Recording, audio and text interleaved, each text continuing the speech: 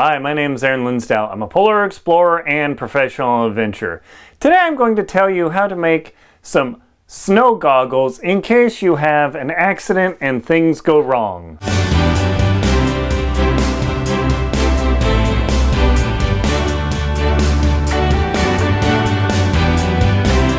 Why would you need to make snow goggles? I mean, if you've brought your ski goggles and you've got your glasses and you're out on the mountain or the snow field and everything's going great, well, have you ever lost your glasses? Have they ever gotten damaged?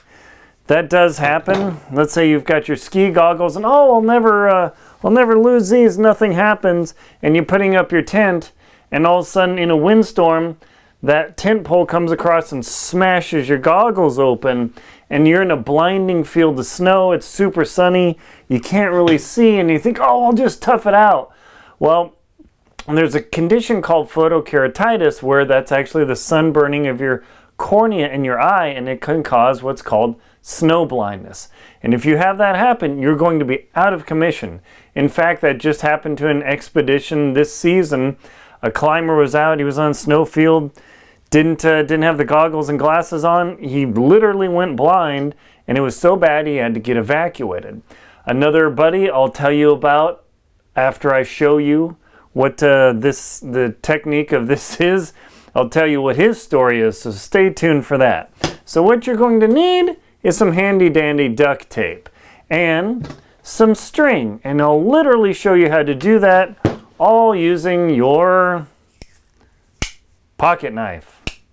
In order to make an emergency snow goggle, you simply need duct tape and a string. So what I'm going to do, and this is Gorilla Tape, so this is really tough stuff, you got to be careful you don't touch it on anything, is you need to tear off either two 6-inch strips or one 12-inch strip. I'm going to take a risk and just take 12 inches. The way to measure 12 inches is simply, at least in my hand, the distance from my knuckle to the tip of my finger is 4 inches, so 1, 2, 3. Not very scientific, but that's really all I need. And then I get my knife out because Gorilla Tape is hard to cut or hard to tear, and I just simply cut a piece of the tape off. Then what I do is I very carefully fold, because once you touch Gorilla Tape to itself, there is no return. Believe me, is very, very carefully fold the tape and touch it on one edge, touch it on the other, and very carefully bring this over and flatten it out. And it's never perfect, but you can see what I've got here. Okay, so I've got my 6-inch piece of duct tape, right? And that will go right here. And so what I will do now is I will use my knife to cut some eye slits. So it's not super scientific. It's not exactly easy, but you want to make the slits as narrow as you can stand. All right, it's not that easy. You got to cut through that Gorilla Tape. So I've got this first slit, and let's see how it works. Oh yeah, that, in fact, is probably too big. So the next slit I'm going to cut even narrower. You think you need a big slit, but you'd be amazed when something is close to your eyes. It really doesn't have to be that big at all. Oh yeah, there we go. Okay, easy to see through. Check that out, cool. And now with my string, all I need to do is create a little X of a hole. Just cut a little X there. And be extremely careful, because now you're in a survival situation. You do not want to hack your hand, believe me. You simply cut an X there so you can push the string through. The second part of this is getting enough string so you can make and finish off your snow blindness goggles. The way to do that is put the string here and wrap it all the way around your head. I know it seems like too much string, but by the time you get done, that's how much you're going to need. And always make sure to cut away from yourself, never towards yourself. And now that I have the X cut in the duct tape, I will simply push the string through.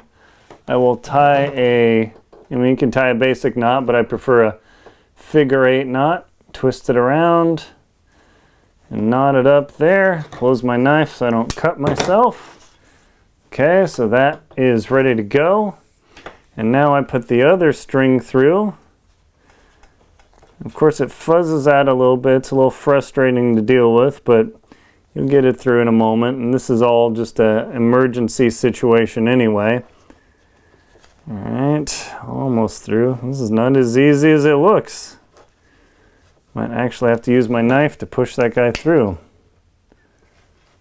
All right, there we go. Okay, so I've got my string through there. And now that I'm in the snow field and I've got these, I've got one knot, a figure 8 on the end. I put the string over and I tighten it up a bit. Now it's kind of irritating to wear, but the string will generally hold. But what I'll do is I'll just tie a knot right here. It's not perfect, but it doesn't need to be because my ears will hold it just fine. And I pinch it down there, knot it up, and that way I can make an adjustment if I have to. And there I go, easy enough. Now, it's kind of irritating, but I can completely see through my eye slits. I mean, it's kind of pushing on my eyelashes, but believe me, being able to see, 2 fingers, 3 fingers, being able to see is huge in a snow field. So there you go, that's how you build your eye mask to prevent snow blindness. Now, why is this important? Well, because one of my climbing buddies from Australia, he actually was able to summit on Denali, and it's super bright there. The sun is crazy intense. He had his goggles, but his goggles, his regular ski goggles, were not dark enough. So he actually got snow blindness on the summit of Denali. So he was up there and he couldn't barely see. I don't know if he had duct tape or string. Fortunately, like the 3rd climbing team, 3 teams left him on the summit when it was perfect weather. It was awful. Fortunately, somebody came back and was courteous enough to guide him back down, but his goggles weren't dark enough. So he maybe could have made this in a pinch, or he could have, if he had his other glasses, he could have put both on there. It seems extremely dark and annoying, but imagine getting to the summit of Denali and going blind. So just these little goggles, and what they do, put them down there, is they prevent the snow from coming up and catching you, so it just cuts a lot of the glare off. So there you go, that's how you make some emergency snow goggles or snow blindness goggles in a pinch situation with duct tape and some string.